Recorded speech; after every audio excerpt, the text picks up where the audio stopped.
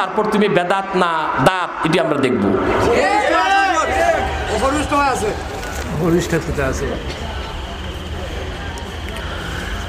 নবী করিম সাল্লাল্লাহু আলাইহি ওয়াসাল্লাম নিরক্ষর ছিলেন, মাআযাল্লাহ। এই কথা বলছে এই সেই বক্তায়, ওই বক্তায়, বুঝলেন? এই আফত গজব যা হইতেছে ওই এক বক্তা দিয়ে। আল্লাহ রাসূল সাল্লাল্লাহু আলাইহি ওয়াসাল্লামকে আল্লাহ কোরআনে উম্মি বলেছেন। উম্মি অর্থ নিরক্ষর নেওয়া যাবে না, বুঝলেন? আল্লাহ রাসূল মুহাম্মদ সাল্লাল্লাহু আলাইহি ওয়াসাল্লাম হযরত আমিনার নূরময় রহম থেকে তাশরিফ নিয়ে আসার পর কোনো মানুষের কাছে একটি অক্ষরও শিখেন নাই, সরাসরি ওনাকে শিখেছেন আল্লাহ তাআলা। এই জন্য রাসূলুল্লাহকে উম্মি বলা হয়েছে। আল্লাহ রাসূল মুহাম্মদ সাল্লাল্লাহু আলাইহি ওয়াসাল্লামের মাউলিদ বা জন্মস্থান মক্কা। মক্কাকে আল্লাহ কোরআনে বলছেন উম্মুল কুরা। এই জন্য নবীজি মুহাম্মদ সাল্লাল্লাহু আলাইহি ওয়াসাল্লামকে আল্লাহ উম্মি বলেছেন, আর কুরাইশদেরকে উম্মিয়িন বলেছেন। কিন্তু উম্মি শব্দের অর্থ নিরক্ষর নেওয়া যাবে না। নিরক্ষর ইলিটারেট, মূর্খ, সমার্থক, এবং এটা এক প্রকার গালি ও মানুষের মান মর্যাদা খাটো করে। আল্লাহ রসুলের মান মর্যাদা খাটো করে এইরকম কোন শব্দ রসুল্লাহর শানে ব্যবহার করা বেয়াদবি। তোমার আমার বেয়াদবি কুফর হয় না, কিন্তু রসুল্লাহর শানে বেয়াদবিটাই কুফর। কিছু ওলামায়ে কেরাম বলে ইমাম মাহদি নাকি 2026 সালে আসতে পারে। আচ্ছা কোন ইমাম মাহদির সাথে কি তাদের ফোনে কথা হয়েছে না SMS পাঠিয়েছে ইমাম মাহদি? নাউজুবিল্লাহি মিন যালিক। এগুলো ইহুদিদের আরেক দালাল, উম্মতের মধ্যে বিভ্রান্তি সৃষ্টি করছে। উদ্দেশ্য কি জানেন? এখন থেকে বলতেছে 2026-এ মাহদি আসবে, মাহদি আসবে, মাহদি আসবে। এখন 2020। তা আপনারা 6 বছর পর যখন দেখবেন মাহদি আসে নাই, তখন বলবেন মাহদি বলতে কিছুই নাই। মূল উদ্দেশ্য এটা। মূল উদ্দেশ্য কি? ইমাম মাহদি আসবে, এতে সন্দেহ নাই। তার আত্মপ্রকাশ ঘটবে 40 বছর বয়সে। তার প্রকাশ ঘটবে মাতাফ কাবা ঘরে তোয়াফরত অবস্থায় তার প্রকাশ ঘটবে। প্রকাশ ঘটার পর 70,000 লোক প্রথম তার কাছে বায়াত নেবে, জিহাদের বায়াত। তারপর তিনি জিহাদে বের হবেন। সেটা হবে তখন সারা দুনিয়ার মুসলমান যখন কোন ঠাসা হয়ে যাবে। এখনো সেই সময় আসে নাই। এখনো 57টি মুসলিম রাষ্ট্রে আজান হচ্ছে, নামাজ হচ্ছে, ইবাদত বন্দিগি হচ্ছে, ঠিক কিনা বলেন? আজান বন্ধ হয়ে যাবে, মসজিদ বন্ধ হয়ে যাবে, মুসলমান প্রচুর পরিমাণ গুমরাহ হতে থাকবে, বিজাতিরা মুসলমানের উপর চড়াও হবে, ইবাদত বন্দিগি বন্ধ করে দিবে, দিনের প্রচার বন্ধ হয়ে যাবে। সেই এবং প্রচুর রক্তপাত ঘটবে যখন, তখন ইমাম মাহদির আবির্ভাব ঘটবে। সেটা 26-ও হইতে পারে, ওটা 52 সালে হইতে পারে, ওটা 2070 সালে হইতে পারে, ঠিক কিনা? নির্ধারিত সময় বলার, তারিখ বলার কোনো সুযোগ নাই। যারাই কথা বলে তারাই বলে আল্লাহ রসুল গায়েব জানতেন না। তো তোমরা গায়েব জেনে ফেললা না? চিন্তা করেন। এটির ক্ষেত্রে বলবেন কি GMTT, যাতে মাতাল তালে ঠিক, হাততালি নাকি? দেখুন, শুধু মহিলারা যদি নামাজে দাঁড়ায়, মহিলারা, বুঝলেন, তখন তাদের ক্ষেত্রে হুকুম হচ্ছে যদি কেউ সামনে দিয়ে যেতে চায়, বুঝলেন, তাহলে হাতের মধ্যে হাত বাড়িয়ে দিবে। কি করবে? এটা ভিন্ন জিনিস। কিন্তু বিভিন্ন অনুষ্ঠানে খেলাধুলা, গান বাদ্যে বা নেতাদের বক্তব্যের পরে যে করতালি, এটা তরফ পয়দা হয়। কি পয়দা হয়? কম্পন। এর জন্য এটা মাকরুহে তাহরিমা। এটা কি? গুনাহের কাজ। কি কাজ? নজর লাগা বলতে কি কোনো কিছু আছে? জি, আল্লাহ রাসূল সাল্লাল্লাহু আলাইহি ওয়াসাল্লামের হাদিস আছে, আল আইনু হাক্কুন। চোখে দিয়ে যে নজর লাগে এটা সত্য। এটা কি? এক সাহাবী গোসল করছিলেন, খুব সুন্দর ছিলেন। তো কোন এক সাহাবী ওনাকে দেখলেন, চোখের নজর লেগে গেল। ওই সাহাবী খুব দ্রুত শুকাতে লাগলেন। আল্লাহ রাসূল সাল্লাল্লাহু আলাইহি ওয়াসাল্লামের কাছে আসার পর আল্লাহ রাসূল সাল্লাল্লাহু আলাইহি ওয়াসাল্লাম তাকে মুআওয়াযাতাইন, সূরা ফালাক, সূরা নাসের আমল দিলেন। তারপর সাহাবী সুস্থ হয়েছেন। যে কোনো ভালো জিনিস দেখলে নজর লাগতেই পারে, চোখের নজর। তখন আপনাকে পড়তে হবে মাশা আল্লাহ, লা হাওলা ওয়ালা কুওয়াতা ইল্লা বিল্লাহ। যদি কেউ খুব প্রশংসা করে আপনার ভালো ফলের, ভালো কাজের, ভালো কথার, ভালো কর্মের, বুঝলেন, তখন আপনি নিজেও পড়বেন, যে প্রশংসা করলো তাকেও বলবেন ভাই আপনিও একবার পড়েন।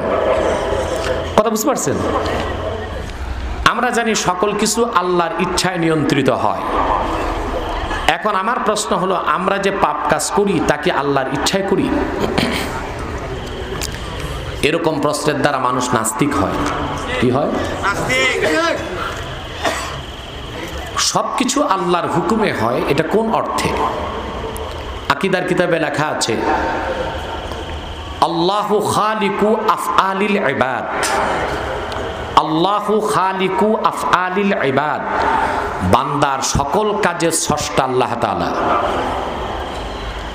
কিন্তু বান্দা করবে কি করবে না, এটার উমুরে ইখতিয়ার, ইচ্ছা শক্তি আল্লাহ বান্দাকে দিয়েছেন। আর করার না করার ইচ্ছা শক্তিও দান করেছেন।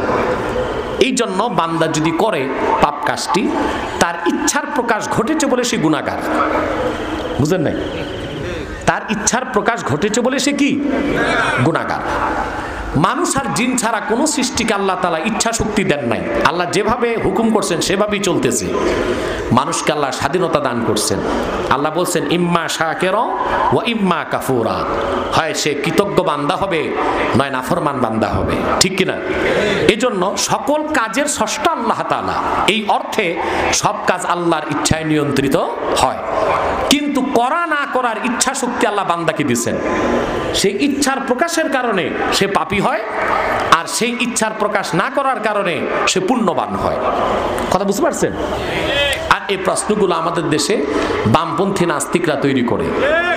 এসব প্রশ্ন শুনলেই লা হাওলা ওয়ালা কুওয়াতা ইল্লা বিল্লাহ 70 বার পড়বেন। এতেকাফে মসজিদের ইমাম ঢোকার পর যদি কোনো ফোন দিয়ে জরুরি কোনো কথা বলে তার এতেকাফ হবে?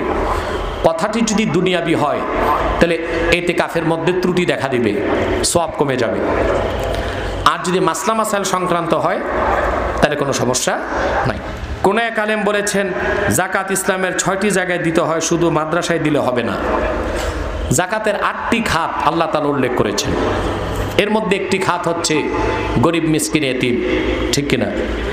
যেহেতু মাদ্রাসায় গরিব মিসকিন এতিমরা থাকে, সেজন্য সেখানে দিলেও পুরা যাকাতের হক আদায় হয়ে যাবে।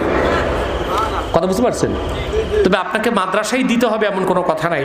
আপনি একটা অংশ মাদ্রাসার লিল্লা বোর্ডিংয়ে দিবেন, আপনার নিকট আত্মীয় কেউ গরিব থাকলে তাকেও দিবেন। ঠিক কিনা? তারপর কোনো মুসাফিরকে দিতে পারেন, ঋণগ্রস্ত মানুষ তাকে দিতে পারেন, সমস্যা নাই। কিন্তু এত চুলখানি মাদ্রাসার সাথে কেন?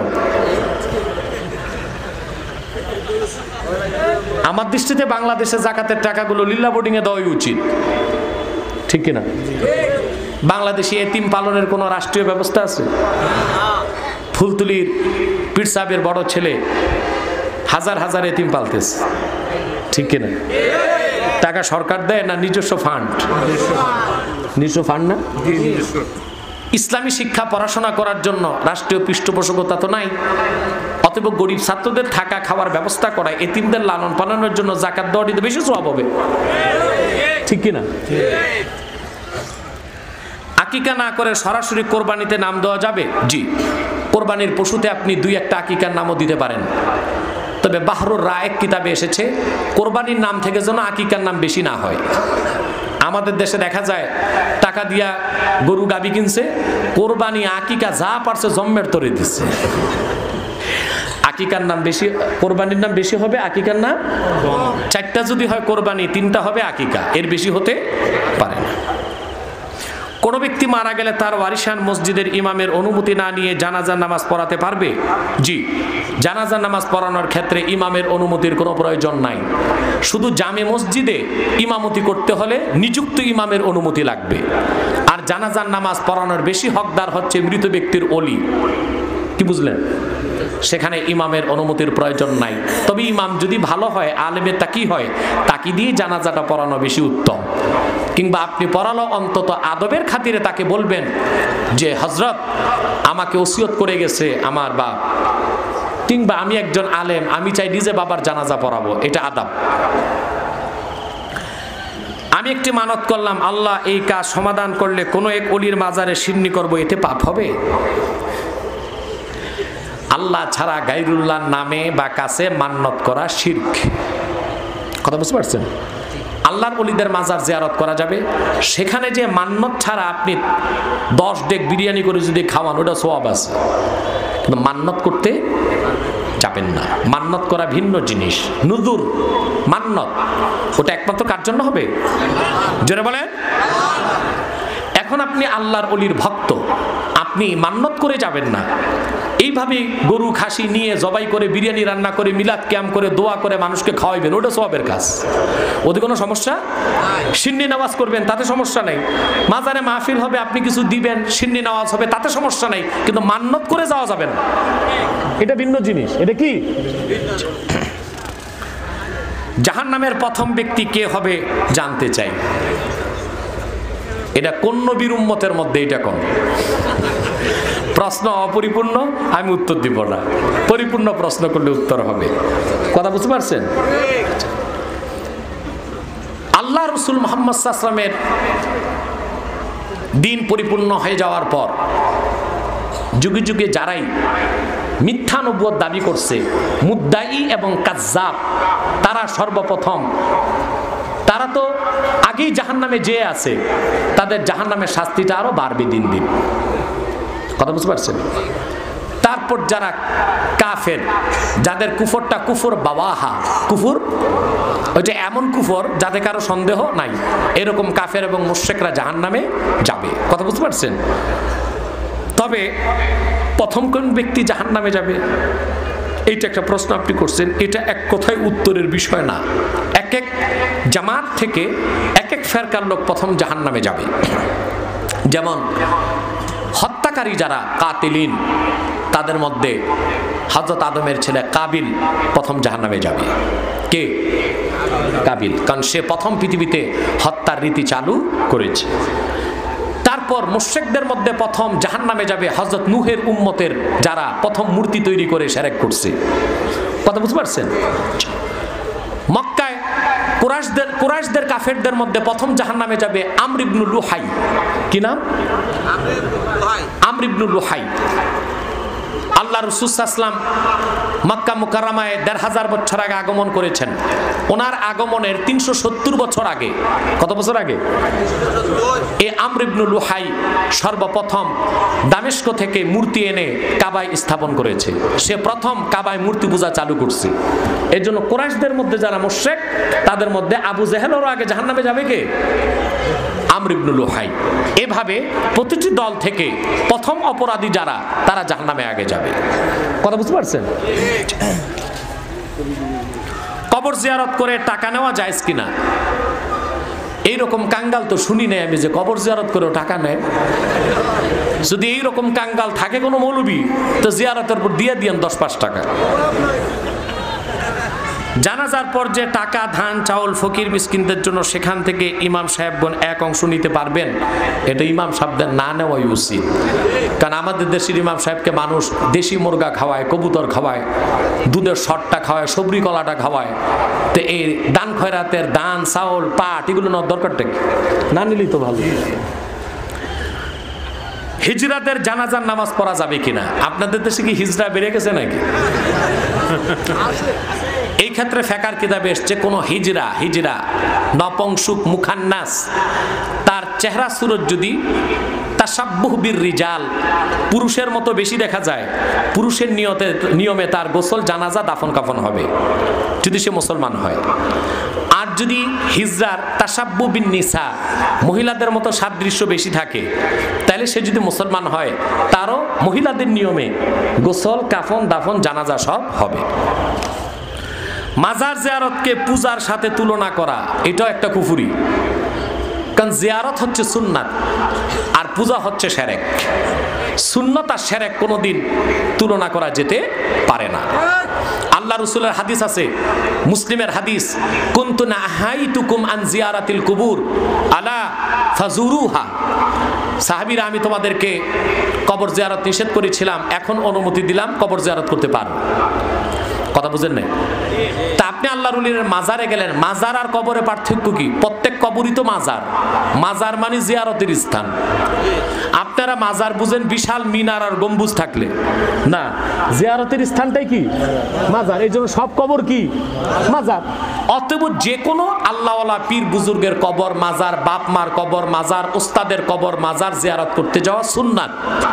সেটাকে পূজার মতো শিরকি কাজের সাথে তুলনা করা একটি ঈমান বিধ্বস্তি কাজ ছাড়া আর কিছু হতে পারে না। এই ফতুয়াটা ভণ্ড লামাযহাবীরাই দিতে পারে, কোন আহলে সুন্নাত আহলে হক এইরকম ফতুয়া দিতে পারে না।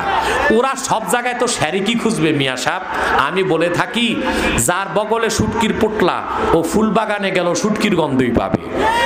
তো লামাযহাবীদের ভিতরে তো ঢুকছে ইবনে তাইমিয়ার শুটকি, ইবনে আব্দুল ওয়াহাব নজদির শুটকি, নাসিরউদ্দিন আলবানির শুটকি। এজন্য সব ভালো কাজে ওরা শুধু শিরক আর বেদাতের গন্ধই খুঁজে। নামাজে একামতের সময় মুসল্লির কোন সময় দাঁড়ানো উত্তম? আমি সংক্ষেপে বলে দিচ্ছি। আমাদের দেশে যেটা চালু হয়েছে, একামতের আগে মুয়াজ্জিন ভরাট কণ্ঠে বলে দাঁড়াইয়া কাতার সোজা করুন। তারপর মানুষেরা দাঁড়ায় কাতার সোজা করে, তারপর একামত চালু হয়। এটা সম্পূর্ণ সুন্নতের খেলাফ, বেদাতে সাইয়্যা, মাকরুহে তাহরিমা। আল্লাহ রাসূল সাল্লাল্লাহু আলাইহি ওয়াসাল্লামের কোন একটি হাদিস থেকে এইরকম আমল সাব্যস্ত নয়। হাদিসে দেখা যায় কখনো সাহাবা একরাম কেউ বসে থাকতেন, কেউ শুয়ে থাকতেন, কেউ দাঁড়ায় থাকতেন। কখনো আল্লাহ রাসূল সাল্লাল্লাহু আলাইহি ওয়াসাল্লাম তাশরিফ নিয়ে মসজিদ নববীতে আসলে তারা ধীরে ধীরে দাঁড়ানো শুরু করতেন, বুঝেন নাই? কখনো একামত শুরু হলে দাঁড়াতেন। কেউ দাঁড়াতেন আশহাদু আল্লা ইলাহা ইল্লাল্লাহ বললে, কেউ আশহাদু আন্না মুহাম্মাদার রাসূলুল্লাহ বললে, কেউ হাইয়া আলাস সালাহ বললে। আর কখনো কখনো সাহাবা একরাম দাঁড়াতেন একামত শেষ হইলে, একামত শেষে। যেমন সহিহ বুখারী মাকতাবাতুর রাশাদ, সৌদি আরবের ছাপ, প্রথম খণ্ড, 120 পৃষ্ঠায় হাদিস এসেছে। সাহাবী বলেন, ইদা উকিমাতিস সালাতু ফাউদ্দিলাতিস সুফুফু কিয়ামা। রাসূলুল্লাহর জমানায় একামত শেষ হলো, অতঃপর দাঁড়িয়ে কাতার সোজা করা হলো। তাহলে দেখা যায় একামতের শেষেও দাঁড়ানোর বিধান আছে। কিন্তু একামত শুরুর আগে দাঁড়াইয়া কাতার সোজা করে একামতের অপেক্ষা করার পক্ষে কোনো একটা হাদিস নাই। যেহেতু রাসূলুল্লাহর সুন্নতের খেলাফ আমল, এই জন্য এটা বেদাত। এটা কি বেদাত? সর্বোত্তম হচ্ছে হাইয়া আলাস সালার সময় দাঁড়ানো। ফতোয়া শামিতে এসেছে, ইয়াকুমুল ইমামু ওয়াল মুক্তাদি ইনদাল হাইয়ালাতাইন ইনদা উলামাইনা সালাসাতি ইল্লা জুফার। আমাদের তিন বড় ইমাম আবু হানিফা, মুহাম্মদ, আবু ইউসুফ, তিনজনের মতে ইমাম এবং মুক্তাদি দাঁড়াবে তখনই যখন মুয়াজ্জিন হাইয়া আলাস সালাহ বলবে। বুখারী শরহ উমদাতুল কারি দ্বিতীয় খণ্ডে আমি দেখেছি, ওয়া কানা আনাস রাদিয়াল্লাহু তাআলা আনহু ইয়াকুমু হিনা ইয়াকুলুল মুআজ্জিন হাইয়া আলাস সালাহ। হযরত আনাস সব সময় দাঁড়াতেন তখন মুয়াজ্জিন একামতে যখন বলতেন হাইয়া আলাস সালাহ। হাদিসটা মাওকুফ, কিন্তু নামাজের মতো শ্রেষ্ঠ আমলের ক্ষেত্রে নিশ্চয় হযরত আনাস মন গড়া আমল করেন নাই, আল্লাহ রাসূলকে দেখেছিলেন বলেই এই রকম আমল করেছেন। সেই জন্য হাইয়া আলাস সালাহর সময় দাঁড়ানো মুস্তাহাব বলা যাবে না, এটাও সুন্নাত। এটাও কি সুন্নাত। আমাদের দেশে অনেকে বলে, হুজুর হাইয়া আলাস সালাহর সময় দাঁড়ালে সময় পাওয়া যায় না, কাতার তো সোজা হয় না, এই জন্য আমরা আগে কাতারটা সোজা করি। বেটা, খোদার উপর খোদ্দারি করবা। আল্লাহ যে নিয়ম দিচ্ছেন এটা মানতে হবে, ঠিক কি না? যদি কাতার সোজা নাই হয় তাই বলে রাসূলুল্লাহর সুন্নতকে তুমি বাদ দিয়া বেদাত চালু করবা, আগেই বলবা দাঁড়াইয়া কাতার সোজা করুন, তা হবে না। বরং সমাধান হিসেবে আল্লাহ রাসূলের আরেকটা সুন্নত গ্রহণ করতে হবে, ঠিক কি না? পরিষ্কার সহিহ মুসলিমে এসেছে, রাসূলুল্লাহ সাল্লাল্লাহু আলাইহি সাল্লাম একামতের শেষে নামাজ শুরু করতেন না। সাহাবা একরামের দিকে ফিরতেন, তারপর বলতেন সাউউ সুফুফাকুম ফা ইন্না তাসওয়াতাস সুফুফে মিন তামামিস সালাহ। তোমরা কাতার সোজা করো, কাতার সোজা করা নামাজ পরিপূর্ণতার অংশ। তাহলে কাতার যদি সোজা না হয় তাই বলে সুন্নতকে বাদ দেওয়া যাবে না, বরং সমাধান হিসেবে আরেকটা সুন্নতকে গ্রহণ করতে হবে। আর সেটা কি? যতক্ষণ কাতার সোজা না হবে ততক্ষণ ইমাম নামাজ শুরু করতে পারবে না।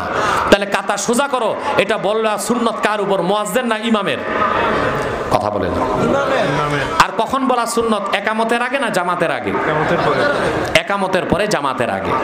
হইছে? কথা বলে না। ইসলাম ধর্মের ছেলে মেয়েরা অন্য কোন ধর্মের ছেলে মেয়েদেরকে বিবাহ করতে পারবে কিনা, এটার উত্তর হয়ে গেছে বর্তমানে জায়েজ নাই, হারাম। সারা বিশ্বে মুসলমানদের উপরে নির্মম অত্যাচারের অবস্থায় কি আমরা ছোট ছোট মুস্তাহাব বিষয় নিয়ে দলাদলি না করে মুসলিম ঐক্যের ডাক দিতে পারি? আগে মুসলিম হতে হবে, তারপর ঐক্যবদ্ধ হইতে হবে। ঈমান আকীদা নষ্ট করে ক্যান্সার বানায় রাখছো, ঐক্য কেমনে করবা? সব বিষয়ে ঐক্য হওয়া যাবে না, মৌলিক বিষয়ে এক হইতে হবে। সেটা কি? ঈমান, ইসলাম, বাংলাদেশের স্বাধীনতা। ঠিক কিনা বলেন? সম্প্রতি সময়ে আমরা বিভিন্ন নাস্তিক ও কোরআন অবমাননাকারীর বিরুদ্ধে অনেক আন্দোলন করেছি, কিন্তু দিনের পর দিন দেওয়ানবাগী একের পর এক ইসলাম অবমাননা করে যাচ্ছে। সেক্ষেত্রে কোনো ইসলামিক দলগুলো এক হয়ে প্রতিবাদ করছি না কেন? এই তোমরা কোথায় যাচ্ছ? এখন মুনাজাত হবে, বসো। আমি নিজে বসে আছি আর তুমি উঠে চলে যাচ্ছ, তুমি কি দৃশ্যমান দূর থেকে আসছো নাকি? এখনই মুনাজাত। আর 2-3টা প্রশ্ন। দেওয়ানবাগীর বিরুদ্ধে যত কথা আমি বাংলাদেশে বলেছি, আমার মনে হয় না কোনো ইসলামী দল বা আলেম এত কথা বলেছে। এবং স্পষ্ট আমি বাংলাদেশে ঘোষণা করেছি, ভণ্ডপীর দেওয়ানবাগী নিঃসন্দেহে নাস্তিক, মুরতাদ, দাজ্জাল। কারণ সে কোরআনের প্রায় 400 আয়াত অস্বীকার করেছে। আমাদের ইসলামী দলগুলোকে উচিত ভণ্ড দেওয়ানবাগীর ব্যাপারেও মানুষকে সতর্ক করা।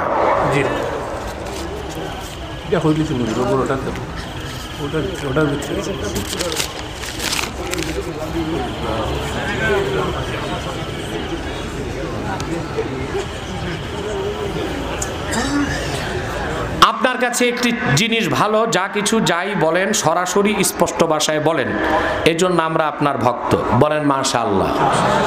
লা হাওলা ওয়ালা কুওয়াতা ইল্লা বিল্লাহ। আমি আপনার কাছে জানতে চাই, স্যাটেলাইট চ্যানেল আর টিভিতে প্রতি রমজান মাসে একটি প্রোগ্রাম হয় আরবি কাফেলা। এই অনুষ্ঠানের সঞ্চালক, আমি নাম দিব না, কোনো একজন আলেম, তার অনুষ্ঠানে প্রায় বলে থাকে ইসলাম আল্লাহর রসুল হযরত মুহাম্মদ সাল্লাল্লাহু আলাইহি ওয়াসাল্লামের যুগে আসে নাই, এটা এসেছে হযরত আদমের সময় থেকে। আল্লাহ রাসূল সাল্লাল্লাহু আলাইহি ওয়াসাল্লাম শুধু পরিপূর্ণ প্রচার করেছেন। বিষয়টি নিয়ে আমরা সাধারণ মানুষ বড়ই ধূম্রজালে আছি। বিষয়টি পরিষ্কারভাবে বলবেন কি এটা কতটুকু সত্য? দেখুন, বক্তা বিষয়টা বুঝাতে পারে নাই, সে যা বলতে চেয়েছে পুরাটা বলতে পারে নাই। বিষয়টা হলো যে ইসলাম অর্থ কি? ইসলাম অর্থ হচ্ছে ওয়া আসলুহু মিনাস সিলমে হুয়াল ইনকিয়াদুজ জাহির মা শারতে ইনকিয়াদিল বাতিন। ঈমান আনার পরে আল্লাহর হুকুমের সামনে আনুগত্যের মস্তক নত করার নাম ইসলাম। সেই হিসেবে হযরত আদমের উম্মতে সন্তান যারা মুমিন ছিলেন তারা ইসলাম মেনেছে। প্রত্যেক নবীর উম্মত যারাই আল্লাহর আনুগত্য বরণ করেছে তারা মুসলিম ছিল। কথা বুঝতে পারছেন? সেই অর্থে কিন্তু দ্বীনের নাম ইসলাম, ওই হিসেবে যে ইসলাম সেটা আল্লাহ রাসূল মুহাম্মদ সাল্লাল্লাহু আলাইহি ওয়াসাল্লামের মাধ্যমেই আল্লাহ পাঠিয়েছেন, সেটা দ্বীন ইসলাম। সেটা কি? কথা বলে না। আদম থেকে ঈসা পর্যন্ত কোন নবীর দ্বীনকে আল্লাহ ইসলাম বলেন নাই। কথা বলে না। শুধু মুহাম্মদ সাল্লাল্লাহু আলাইহি ওয়াসাল্লাম ১৫০০ বছর আগে যে দ্বীন পরিপূর্ণ করেছেন, সর্বশেষ ধর্ম দ্বীন, পরিপূর্ণ দ্বীন, সেটাকেই আল্লাহ ইসলাম বলেছেন। ইন্নাদ দীনা ইনদাল্লাহিল ইসলাম। কথা বুঝেন নাই? তো পূর্বে যে ইসলামের কথা বলা হয়েছে সেটা ছিল আনুগত্য অর্থে। কি অর্থে? আর মুহাম্মদ সাল্লাল্লাহু আলাইহি ওয়াসাল্লাম ইসলাম নিয়ে এসেছেন ১৫০০ বছর আগে, এটা দ্বীন অর্থে। একটু সূক্ষ্ম বিষয় আছে এখানে, ঠিক কিনা? বক্তা যেটা বুঝাতে চেয়েছেন হয়তো বা বুঝাতে পারেন নাই তিনি। পবিত্র রমজানের রাতে আল্লাহ রাসূল সাল্লাল্লাহু আলাইহি ওয়াসাল্লামের উপর ৫ ওয়াক্ত মেরাজের রাতে নামাজ ফরজ হলো। আমার প্রশ্ন, হুজুর মেরাজের আগে কয় ওয়াক্ত নামাজ ছিল এবং অন্যান্য নবীগণের আমলে নামাজ কয় ওয়াক্ত ছিল? দেখুন, হযরত আদমের সময় ফজরের 2 রাকাত নামাজ ফরজ ছিল, 1 ওয়াক্ত। কথা বুঝতে পারছেন? হযরত মুসার সময় যোহরের 4 রাকাত আল্লাহ ফরজ রেখেছিলেন। কথা বুঝতে পারছেন? মেরাজে যাওয়ার আগে রাসূলুল্লাহ সাল্লাল্লাহু আলাইহি ওয়াসাল্লাম নামাজ পড়তেন, নির্ধারিত কোনো ওয়াক্ত আল্লাহ করেন নাই। মেরাজে যাওয়ার পর আল্লাহ তার নবী মুহাম্মদ সাল্লাল্লাহু আলাইহি ওয়াসাল্লামের উপর 50 ওয়াক্ত নামাজ প্রথমে হুকুম করছেন, পরে আল্লাহ রাসূল মুহাম্মদ সাল্লাল্লাহু আলাইহি ওয়াসাল্লামের খাতিরে কমাতে কমাতে 5 ওয়াক্ত করেছেন। কথা বুঝতে পারছেন? কিন্তু আল্লাহর পক্ষ থেকে এমন একজন নবী আসেন নাই যিনি নামাজ পড়েন নাই। প্রত্যেক নবী নামাজ পড়েছেন এবং তার উম্মতকে নামাজের দাওয়াত দিয়েছেন। অজু ছাড়া কি পবিত্র কোরআন ধরা যাবে? প্রয়োজন বোধে পড়া যাবে কিনা জানতে চাই। অজু ছাড়া কোরআন কারীম না ধরে তেলাওয়াত করা জায়েজ, কিন্তু আদবের খেলাফ, সওয়াব কম হবে। কিন্তু বিনা অজুতে কোরআন স্পর্শ করা সম্পূর্ণ হারাম। আল্লাহ বলেছেন লা ইয়ামাসসুহু ইল্লাল মুতাহহারুন, পবিত্রতা অর্জনকারী ব্যতীত কেউ এ কোরআন স্পর্শ করবে না। এখন ওযু ছাড়া কেউ যদি স্পর্শ করে আল্লাহর কোরআনের স্পষ্ট হুকুম অবমাননার কারণে সে গুনাহগার হবে। কি হবে?